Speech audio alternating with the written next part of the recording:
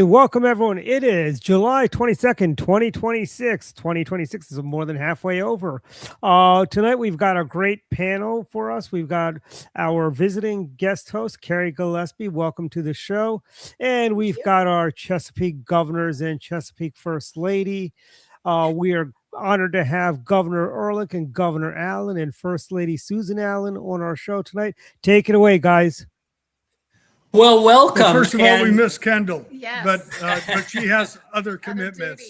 We just came from a chairman of the Virginia Beach School Board kickoff event, and so, I know Governor Ehrlich and I understand the importance of education and law enforcement, and the best way to raise revenue to pay for law enforcement and education with a vibrant economy where people are working, businesses are prospering, you get more revenues in. And trying to help good candidates. That's the other thing. So Yeah. we were helping a school board candidate tonight because governance at all levels is very important. And when you see things happening at the top levels that are very frustrating, I guess we start back at the local levels, getting the school board members and making sure they've got the support they need on city council too. So trying to do our small part here in the Virginia Beach area. Yeah, we always talk about the federal government, national, international issues, statewide issues, but local government matters. And to the extent you have folks on this that are running for school board or city council or board of supervisors, sheriffs, those matter. People pay attention to these school boards these days with some of the idiotic things that are done locally in Virginia, like Loudoun County and Fairfax, and you see it around the country as well. Well, Governor, we share the same issues in Maryland. I actually chair a group called Maryland Alliance for Parents and Students. And with Governor Ehrlich's support, we try to get some conservatives on the school boards throughout the state. Can you hear me? I can't hear anyone else.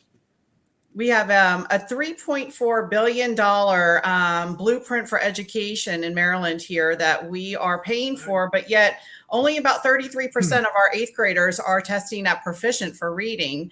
So what can we do to improve the education in both of our states? I cannot hear anyone. I don't know if you can hear you.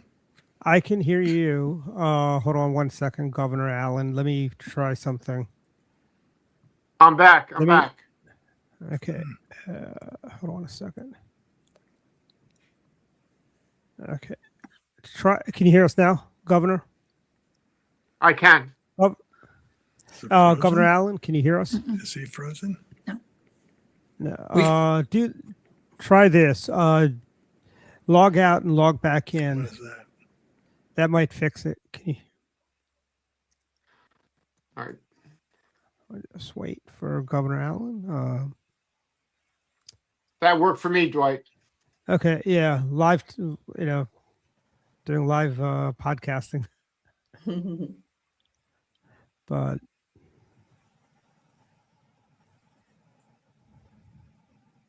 But anyways, you can continue talking. I'll bring him on hot.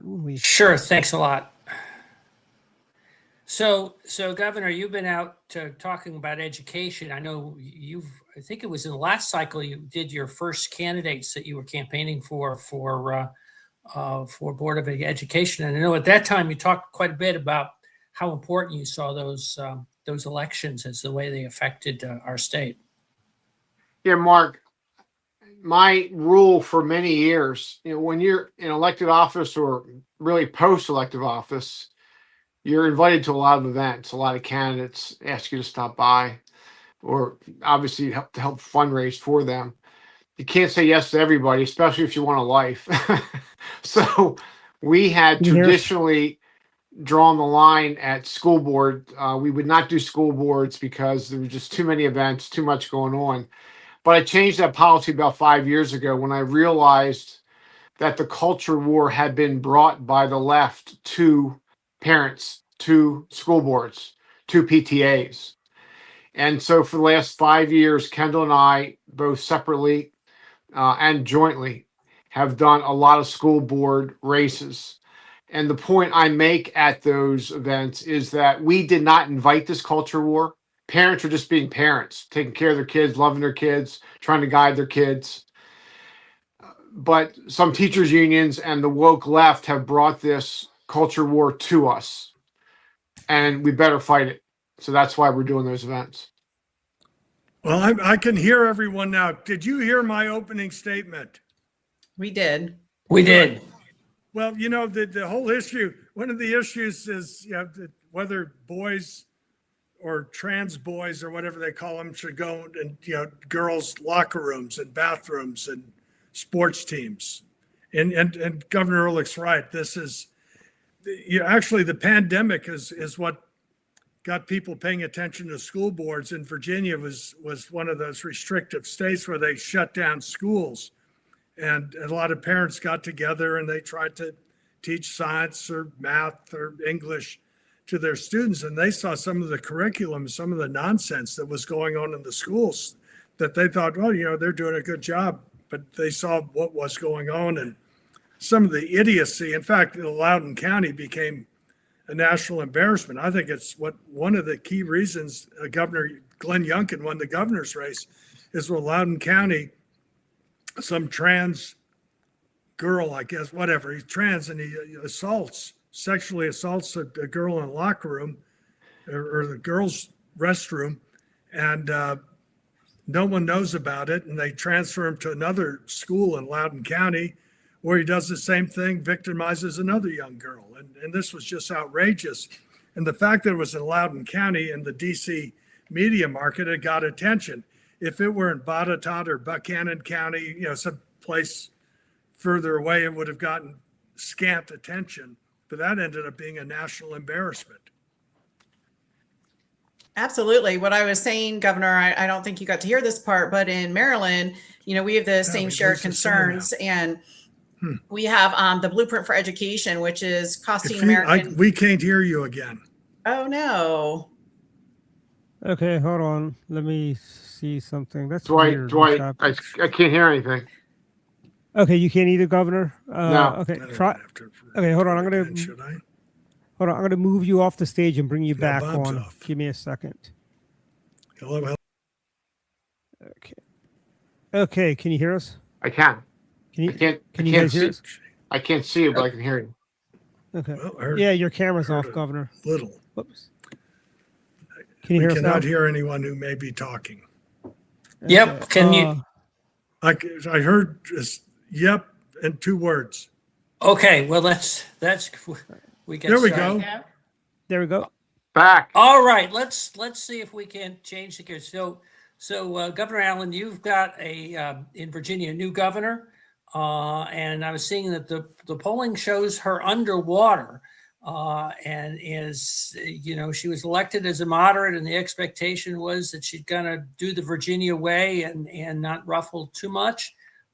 She has really shaken up the state, and apparently voters don't like that. And I'm struck by, here in Maryland, our governor is also underwater. So what is it about these governors who get elected and end up becoming so unpopular? I think Governor Ehrlich is one who made promises similar to me and then went into office and kept his promises. And that's integrity. Spanberger won. There's antipathy towards Trump. The Republican nominee for governor ran the worst campaign I've seen anybody run in Virginia, period, in either party. The problem in Virginia is the legislature is even worse. They might as well be from New York or California, and they're proposing all sorts of terrible ideas. Right. But she ran on terrible ideas. But right off the bat, as soon as she gets sworn in, the first thing the Democrats are trying to do is gerrymander Virginia. Virginia's got six Democrats, 11 congressional districts, 5 Republicans, and a couple of them are very competitive. And so they wanted to gerrymander Virginia to 10-1. They wanted to disenfranchise people who live in the Shenandoah Valley, any rural area. They were going to have 5 members of Congress just from Northern Virginia alone. And this was obviously hardly something that is unifying. It was divisive, and they ended up spending $11 million of the taxpayers' money to run this gerrymandering matter. It ended up being very close. Outside parties from outside of Virginia, from DC, New York, and California put in 70 or 80 million dollars trying to inveigle Virginians. They did win by a couple points, but then the Supreme Court of Virginia said what you've done is unconstitutionally done, and so invalidated it. So right off the bat, she's involved in something that is purely partisan, disenfranchising Virginians. These districts, they look like crabs. They are lobsters. One looked like a lobster, another looked like an ostrich, another looked like a snake, and so forth. And they weren't communities of similar interests, and it was for the urban Northern Virginia elites. And so you have that. Then, and Governor Ehrlich and I were talking about this earlier, they rejoined this regional greenhouse gas idiocy. Spanberger ran on affordability. And what this is a carbon tax. Has Virginia joined these high-cost, population-losing northeastern states other than New Hampshire and Pennsylvania. It's going to add 6 or 7% to everyone's power bills. That's on top of the 9% surcharge for the offshore wind boondoggle that will generate electricity about 40% of the time and produce the highest cost per kilowatt hour electricity in the country. And that's an added 9%. Then another 5% for the Virginia clean economy stupidity, and then another 3% for renewable mandates. All of this adds 18% to power bills that are going up anyway, and it's hardly making Virginia more affordable, and it's making Virginia actually less competitive with Tennessee and the Carolinas, Georgia, and states that we compete with for investment and jobs. And so they're doing that. Then they're going to put a tax on every employer and every employee for paid leave. But the interesting thing on that is they're not going to have that kick in until 2028, after the next midterm elections next year. So they won't feel those taxes then. But they're doing so many things that are deleterious to the cost of living, cost of doing business, attractiveness and competitiveness of Virginia. And I think people see it. And you can say, and they're trying to say it's because she's a woman. It has nothing to do with their gender. Whatever her name is, the governor of New Jersey is a woman, and I've forgotten her name, Mickey or Nikki or what, Mickey, but it doesn't matter. She's doing very well in the polls in New Jersey. So it's not a matter of gender. It's a matter of agenda, and an agenda that is not consistent with the promises made to the people when she got elected. Well, Governor Ehrlich? We have the same exact issue here in Maryland. We are the second worst economy in the country, apparently. And Governor Moore and the Democrats here in Maryland have just called a special session for August 3rd through 5th to also look at some gerrymandering Governor Ehrlich options. is talking. I cannot hear him. Can you hear him? No, I'm letting Can you hear me? Here, go. I will. We can hear go. So, Governor Ehrlich, what are your thoughts on the special session that's been called by Maryland Democrats and Governor Moore? Well, I want to go back to what Governor Allen was talking about, and part of his terminology. When Spanberger ran, quote unquote, as a moderate, and people were supposed to. Us, maybe. The bottom line is, Gov, can you hear me? Gov, I can now. Now Okay. we can. The bottom line is, if you bought the Spanberger was a moderate, I have some land I want to sell you. The fact of it is the Democrats are really good at this. She's never been a moderate. They call liberals moderates now. And the press plays it. Sometimes we play along with it. They're not moderates. There have been Democratic moderates in Virginia and Maryland and throughout the Northeast. They're few and far between these days. And so, the fact that some people bought it, I can't believe that many people bought it. People knew what they were voting for. They're voting for a liberal Democrat, and they're getting a very, very liberal Democrat. Okay, so let's get over the fake surprise. That's one thing. Secondly, with regard to 7080, the point I make is Republicans are just catching up. They're going to, for the Allens, for your benefit, the Democrats are going to draw an 80 map. and they're going to call it Protecting Democracy. And they'll pass it, and they'll put Andy Harris in danger. And they can do it because there's few consequences to doing it. And they could care less. But the fact of it is, Democrats have been far better than us for gerrymandering for decades. Check out the Northeast, for example. We're just catching up.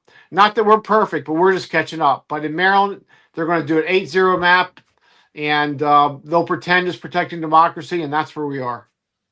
I'm sorry to hear that. I was actually commending, I think it was a leader, Democrat leader in the Maryland. Yeah, Ferguson. Yeah. No, he's caved now. He's caved, Gov. Yeah. He's caved. He's caved. Well, so the difference that Virginia has an independent bipartisan commission to draw up these maps. And there's a Princeton analysis of various states. And Virginia had maps that were compact, contiguous communities of similar interests and were graded an A. And states that have these independent commissions have these districts that make sense for the communities of similar interests, where the voters are deciding who their representatives are rather than the politicians concocting these far-flung districts and so forth. And I think both parties are wrong in what they do. And so Virginia in 2020, just a few years ago, it was 65% of Virginians voted for this bipartisan independent commission. And so that's contrary to the will of the voters. Now, what the Democrats did is they tried to make it out of, with the antipathy towards Trump in Virginia, and say, because I think, and I love Texas, and I wish the country had the attitude and policies of Texas, but I think Texas, and I'll say this, President Trump, I've said it publicly, Texas was wrong in doing this. And then California did it. I think I love Tennessee, but what then Tennessee did with Memphis and Shelby County is they split that up 3 different ways.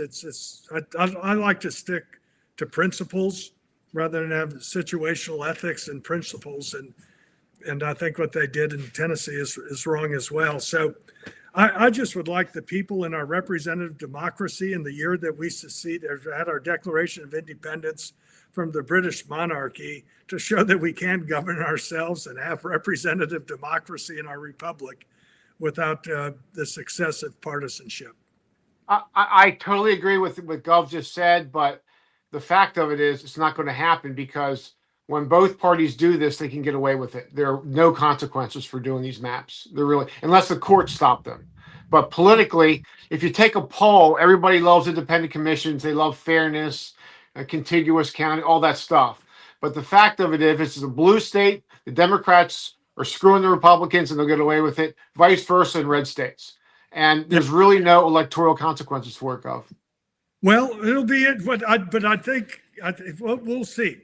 We'll see. We're going to have elections, and what they tried to do in Virginia created a lot of animosity, particularly in rural areas and outer suburbs. And they'll be reminded of that when we have elections next year. Heck, we got elections this year. And, that is something, and the people had to vote on it because to amend the Constitution in Virginia, the voters have to approve it. And so if you looked at the results, yeah, their side won by about 3%, but Republicans actually voted more than they did in the governor's race. Independent voters were with us, as independent voters voted Democrat last year in the governor's race. Again, the Republican nominee for governor ran a just awful campaign, and the turnout was pathetic in areas that needed to be stronger. So the independents were on our side. Now, the independent voters did not vote in the same level as the ardent Democrats and the ardent Republicans, but they were on our side. And to win in Virginia, and the same in Maryland, for Republicans to win, you can't win with just Republicans alone. You need independents.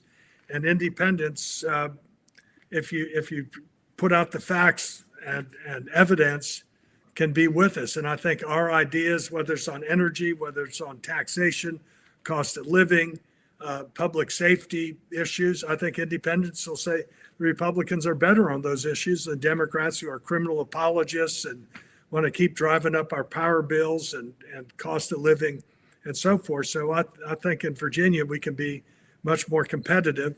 And I think that what they tried to do with this gerrymandering and rushing that through will inure to the benefit of Republicans to some extent. Yeah, I think I'm sure you're right. I know you know state better. Two differences between the states. One, there was more of a direct referendum with regard to reapportionment. Here it's going to be a constitutional amendment. They're going to just, that's sort of the cover. So it's not as blatant as it was there. And secondly, you simply have more Republicans in Virginia. Yeah. Barely. Of course, the great gerrymandering story was when George was in Congress and they chopped up his congressional district 5 ways, which then meant people were angry about that and told him he should run for governor. And 5 out of the 11 congressional districts had a base of support already waiting to work hard for him. So sometimes it does backfire. So guess what? I think I'm not sure your husband's laughing because I have the exact same story. Really? I was in the house one day and I drove over to Capitol Hill, and by the time I got home that night, I no longer lived in my district because they drew a line from Ocean City, Maryland to Timonium, Maryland to force me to run against Wayne Gilchrist, and that's why we said, forget it, we'll run for governor. Same story, same mark. Yeah. I would have been happy to stay in the House of Representatives. I just got elected, and yeah, they used creative cartography. They found our log house in a gravel road in the Blue Ridge foothills of the Blue Ridge Mountains and stuck me in with Tom Bliley and other Republican members of Congress. And I said, well, I'm not going to give them the pleasure of a cockfight amongst Republicans. Run for governor, similar to yours. Exactly. It's exactly what happened. We were 4-4 in Maryland at that time. 4-4. Wow. But they thought they could get me and Wayne Gilchrist, and we just said, forget that. I'm not going to. I love the House too. I was my 4th term. I just finished, and I said, I was finishing, I said, all right, here's our chance. Let's go. Huh. Forgive me. Some of us, Gov, were happy when that happened because it did give you that nudge to run for governor. But we may have been just a little bit selfish about that. It's an interesting that frequently with redistricting efforts, there's a tendency for parties to be a little overly aggressive in how they do the lines, and fail to take into account that voters aren't as predictable as sometimes the models suggest. What are the prospects for sort of unintended consequences with, again, Virginia has gone back, but unintended consequence both for Republicans but also for Democrats with some of these very aggressive redistricting efforts? Well, what they do when they try to contrive these districts, for example, in Texas, they would take, say, the presidential numbers in Texas, and they say, well, Hispanic voters in Texas are voting strong for Trump on border security, which is something obviously Texas being on the border with Mexico understands, but they dilute otherwise strong Republican districts in assuming that people will keep voting that way. But people will change their minds from year to year or election to election, and it may be that they've made districts that were strong, either strong Democrat or strong Republican, into by diluting or taking some. Making otherwise safe districts more competitive. But the redistricting these days with computers and all the rest of it, they just micro target it, and it still can happen. It still can happen. But I think it's part of the reason why governance is so difficult now is there's very few people in Congress who worry about everyone. They're worrying about their primaries. And both parties are getting pulled to the fringes or extremes, and you're seeing it with the Democrats, with their socialists and so forth, and we'll have it from time to time. Heck, Eric Cantor got knocked out as supposedly not being conservative enough in Virginia when you had the Tea Party thing, and you saw it in Maryland too, to some extent, and Delaware, where they end up nominating extreme candidates. who may be great for the party, but can't win general elections. Well, yeah, I guess that's the great test, Mark, of this great experiment in socialism. In the past, it's been okay. The liberals are safe because the progressives are just too crazy, and enough people will see it. And I guess, Gov, Susan, the great question here is that expectation going to hold as socialism becomes more acceptable, socially acceptable in the Democratic Party? Well, I think here's the thing, is that people are self-sorting. We have freedom of movement in the United States, and I'll say people are not trees. Unlike a tree, people and businesses can and do move. And so what you're finding is these high-cost states, high-tax states, regressive states are losing population. New York, New Jersey, Illinois, California. Maryland. I remember when Hogan was running, his great ad was, how many of you know someone or yourself thinking of leaving Maryland? And everyone raised their hand. That resonated. And so what you're having is states like North Carolina, South Carolina, Tennessee, Georgia, Florida, Texas, and out west, Nevada, Arizona, Idaho, they're booming in population. It is people leaving. And that exodus started during the pandemic because these high tax, high cost socialistic states, whatever you want to call them, were more restrictive in closing down businesses, closing down schools, caging people, muzzling them, and they moved where there's greater freedom, and people are pursuing their happiness in places that are less costly. They keep more of what they earn. Here's my theory, though, Gov. The Democratic Party doesn't care about what you just described because the people moving are generally Republicans. So they're making Democratic enclaves more democratic. And the fact that these governments are failing and wealth is fleeing, Maryland's now top 5 outward migration, by the way. It's irrelevant. They'll just create a larger welfare state. They'll tax what's left. In Maryland and Virginia, there's enough federal assets here that all the jobs aren't leaving, right? We've had that discussion, me and you, for 30 years. There's always that baseline of federal jobs. That's why the Democrats in Maryland could care less what the Chamber of Commerce thinks about anything. Federal government's really, you talk about downsizing with Trump and all that. Fort Meade's not leaving. Aberdeen Proving Grounds isn't leaving. You're making a really good point. Thank you. As a perspective, I've always said, I always try to make sure as a governor, I wanted Virginia to diversify rather than being so dependent on the federal government. When I came in, it was after the peace dividend. So this was in the 1990s after the fall of the Soviet Union. And so there was less procurement for battleships at new shipbuilding and so forth. And Virginia is dependent, as is Maryland, on federal spending. And so that's a cushion and a buffer.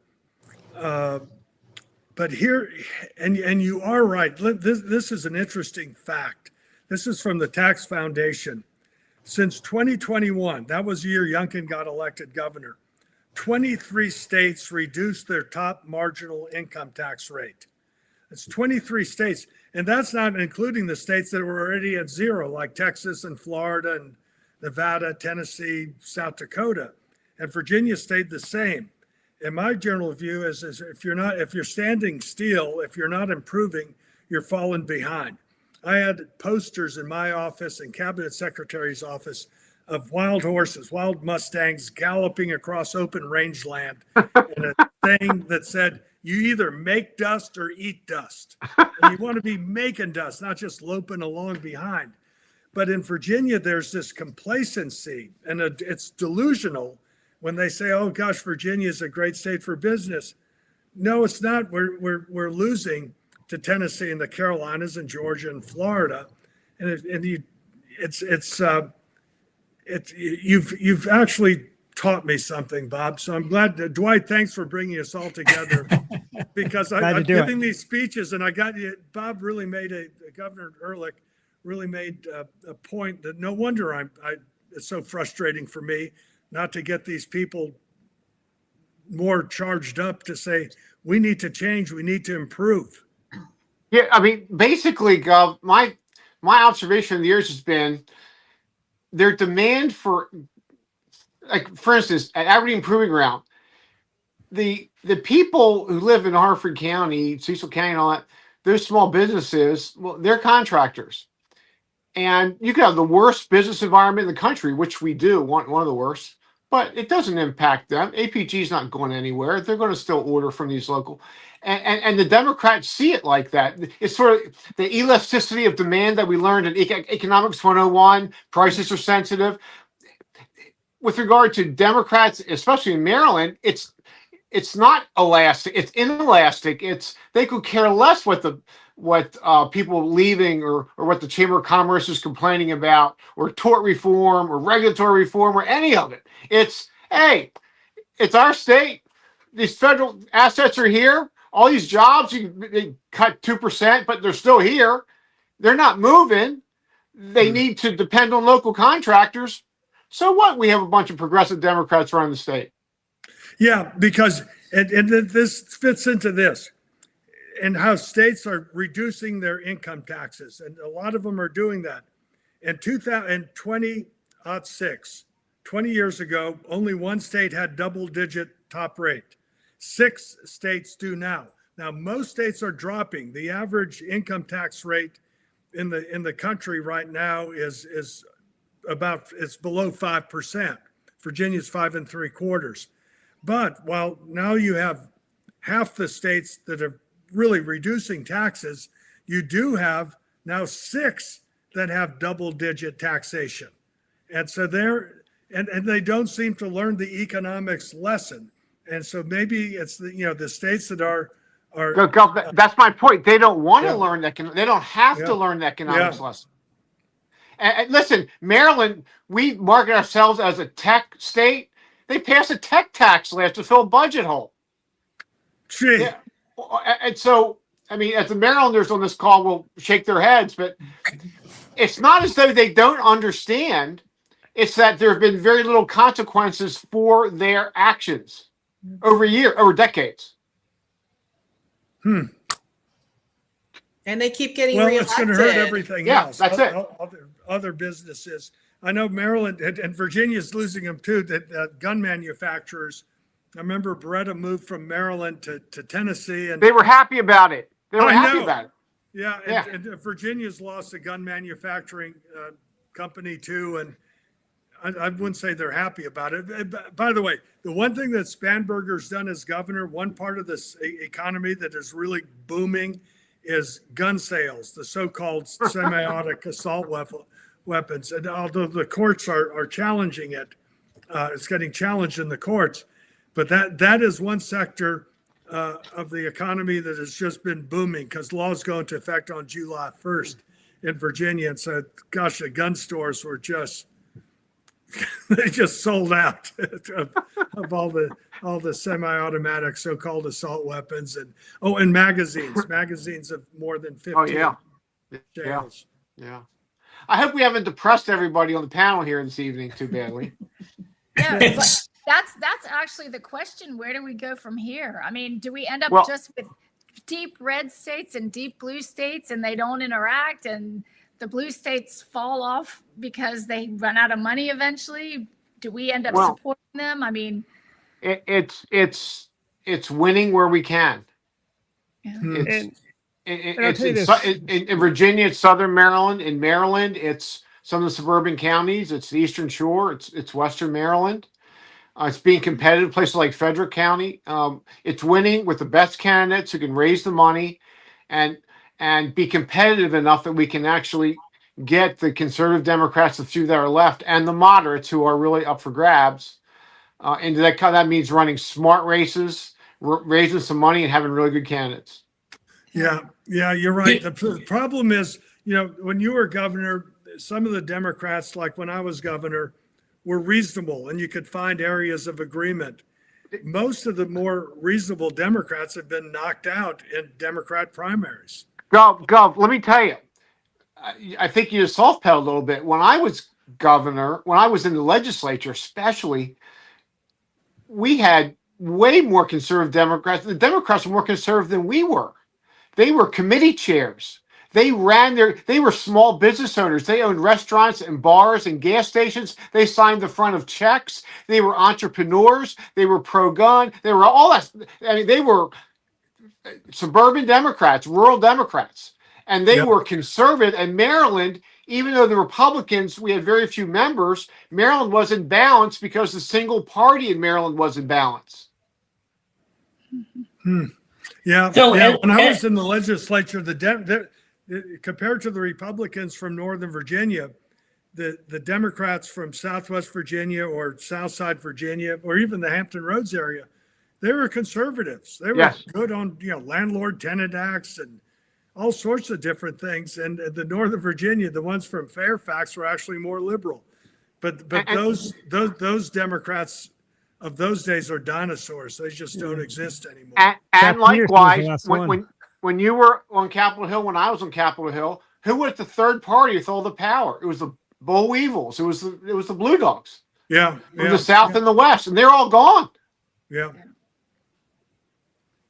So at the outset, we were talking about affordability, which is what Spanberger ran for governor, and we then segued into talking about energy costs. And in Maryland, if there's one issue that has gotten traction, it has been the explosion in electric bills, which are a direct result of the policy. Now, Governor Allen, you were talking about sort of the early stages.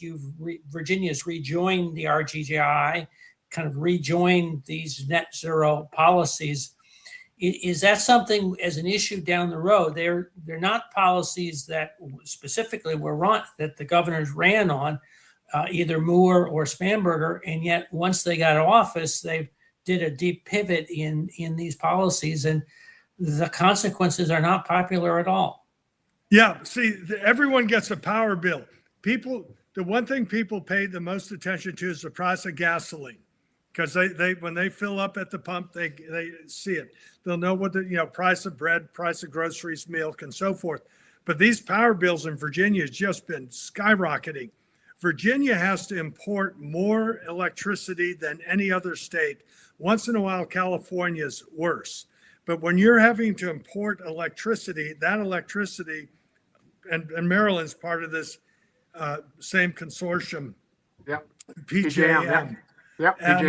But when you're having to buy it there off of that open market, when it's really hot or really cold, those prices are really, really high. Now, people understand their power bills going up. That is something that I think will translate to independents and even Democrats. In fact, the Democrats, I'll call it the regional greenhouse gas idiocy, not because it is regressive. The people hurt most by having to add, every year hundreds of dollars to power bills are not the wealthy elites who fly in private jets to Cancun or Paris for a climate conference and that climate cult. It is hardworking, working people. Now, the Democrats in Virginia seem to have come to the realization that, hey, this is going to hurt folks. So let's give a rebate, a little bit of a rebate from the increases for this regional greenhouse gas carbon tax that we're paying into this Northeastern consortium.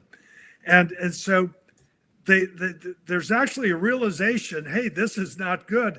What I say is, this is like paying the medical bills of someone you ran over on the side of the road. How about not hitting them on the side of the road? Then you don't have to pay for their broken leg and medical and doc bills. You know what's amazing? I think this is an issue we can win on.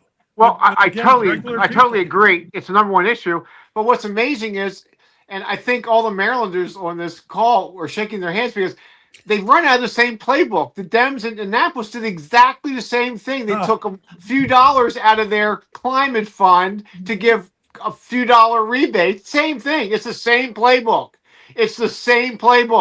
And the thing about it is, and of course the Dems blame Trump.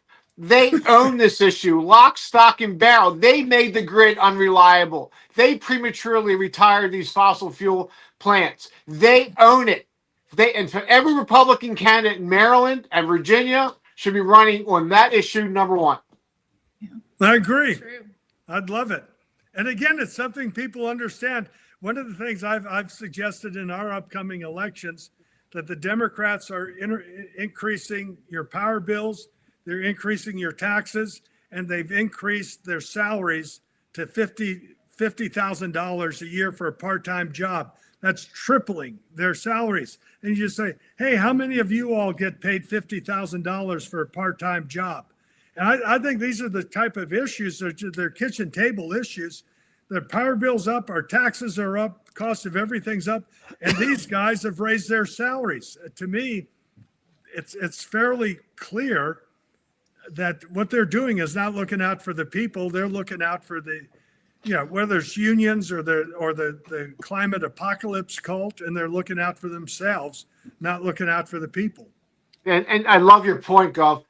It's always regressive. It's always an excise tax. It's always a sin tax. It's always regressive. It's always aimed at poor people. It's always aimed at the people who can least afford it. Always. That's why I refuse to call them progressives. I always call them regressives. I like that. Good. The more people that will adopt it, the better. I might steal that. Steal it. You have permission. Well, we're coming towards the end of the show, and that's usually the opportunity that we give to people to talk about what they've got coming up next, appearances. Mark, real quick, since Governor Allen and Governor Ehrlich both served with Lindsey Graham, do you guys want to say a few words about Lindsey? Yeah, Susan and I will be going up to the funeral. Bob, you may be there as well. I will be at the Rotunda. I'll be at the Rotunda. You're going to the Rotunda. We're going to go to the cathedral. Okay, Regardless, Lindsay's, we obviously both, maybe not obviously, but we all both got to serve with Lindsay. Lindsay loved governing, and he would work to get deals done. He's a good common sense conservative, and just a real good manipulator, organizer, schemer, coalition builder. And he had such a cheerful, smiling way about him. There would be times that he'd get mad and that smile would turn into a snarl. But I really hope the tribute to him would be to pass that Russia sanctions bill. And if you want to add Iran to the Iran sanctions bill, do it. Because Lindsay was one who looked out for our armed forces. He realized that the United States was more effective and stronger with allies in achieving our missions and our goals rather than without allies. And so he was a great fighter for freedom and for us and for people around the world. And he'll be greatly missed. And I'll just add, Lindsay would tell people that he and I were at South Carolina together. I am a Gamecock. My father was from Columbia. I have a lot of relatives there. But Lindsay was quite a bit older than me, so we were not there at the same time. But he was a card, and I also remember right after 9/11 when they issued BlackBerries to the senators, and Lindsay said, "I am not going to use that thing. The devil's in that box." He was really adamant that he not get addicted to using a BlackBerry. But he did ultimately. Ultimately, he did. He was such a great guy, and always a pleasure to be with. He was my classmate in the class of the 104th Congress. We came in together. We were freshmen together in that infamous or famous class, depending on your perspective. And we got to know each other very well. Everything the Gov said, Susan, everything you said, absolutely on point. Great sense of humor. Good guy. Just a really good guy. Yeah. Yeah. A big loss for our country and actually for the world, really. All that he was doing to help Ukraine and so many others. His perspective is a big loss for our country and for many others. Yeah. And also, by the way, should add very, very low handicap. Very low handicapper. Okay. I never. Which is why the president loves him so much. Yeah. Well, he was smart, and he had President Trump's ears. No doubt about it. And you know what? I think the common ground there between the two of them, they're both deal cutters. They both are really good at cutting deals, and that's why they get along. Yeah. So we were going to talk about what people are up to or have coming up. We're going to be all over the state doing events. We're out there fighting. As Churchill said, we're not retreating. We're attacking from another direction. We're Kendall and I are out a lot and trying to help Maryland Republicans raise money and be competitive and win some races we think we have a shot to win. Yeah, one of the things we're doing next, as you know, I'm chair of the Reagan Range Board of Governors, and we're going to have a rally at Mount Vernon next, whenever. Is it Thursday? Is it next Thursday? Yeah, big rally. They got hundreds, maybe 1,000 people. 1,000 people. We're going to have a rally for freedom at George Washington's Mount Vernon.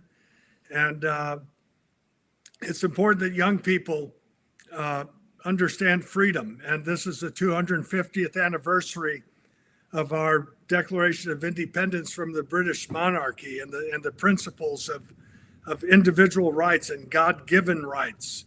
And everyone is equal, and that we can govern ourselves. And as Ronald Reagan said, freedom's never more than one generation away from extinction. And it's, I think, important what Bob and Kendall are doing in Maryland is working for these principles, these enduring principles of our republic, and making sure that young people understand it. And this has been a problem for decades now, is that young people think socialism is acceptable. It means free stuff. It means being sociable. And people need to understand the free enterprise, free market system, and freedom of religion, where rights are not enhanced nor diminished on account of religious beliefs, and the rule of law, and the genius of our Constitution, with all the checks and balances. And part of that are the states, the laboratories of innovation and democracy, in which states do people prosper in more than others. And those can be object lessons to help teach people where you can actually keep more of what you earn, or your cost of living is less, whether you have more opportunity, greater safety, better education, whatever the issue may be. I think that our common sense, I call them Jeffersonian conservative principles, still apply for prosperity and better lives. And you guys are also putting on a big conference with former British Prime Minister, I believe, also coming up later this summer or early fall, I believe, right, Governor? Which Young governor? Americas? Young Allen. Americas, yeah. Yes. Oh, we constantly are having conferences. Yeah. I was just giving one that is the rally that is at least in the vicinity. Yeah, in the vicinity. I will let the Maryland CRs know about that. They should come on out to that.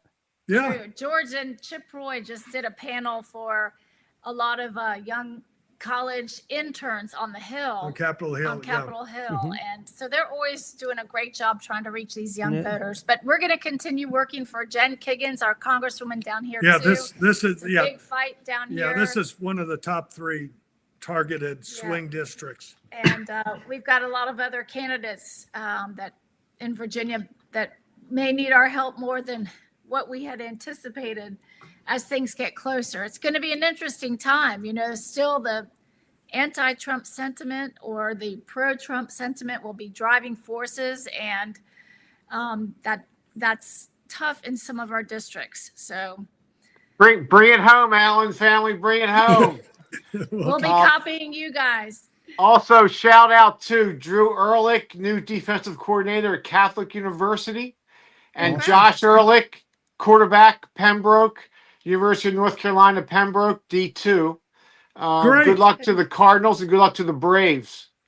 Well, go to North Carolina. The gasoline prices are cheaper there too, and their taxes. It really, I know we don't have time, but if I look at North Carolina, what they have done in their policies of ratcheting down incrementally their income tax rates, they're now going to be at approximately 2.5%. Their corporate tax rate is now 3% on the way to 0 in 2030. They do it as revenues come in, as you hit targets, they incrementally reduce their tax rates, which is really a smart way of doing things. And that was done by the legislature. Yeah, the moral of that story is a Republican legislature can do amazing things. Yep. Yes. Right. Well, thank you all for participating, and thank you Yes. for Carrie for joining us as well. All Thank right. you for Okay, having Thank me. you. see you all, and take care, and hello to Kendall for us. I will. Yes. Take care. Stay strong Godspeed, for everyone. freedom. Good night, Adios. all, as we go to Missoni's. Take care. Bye.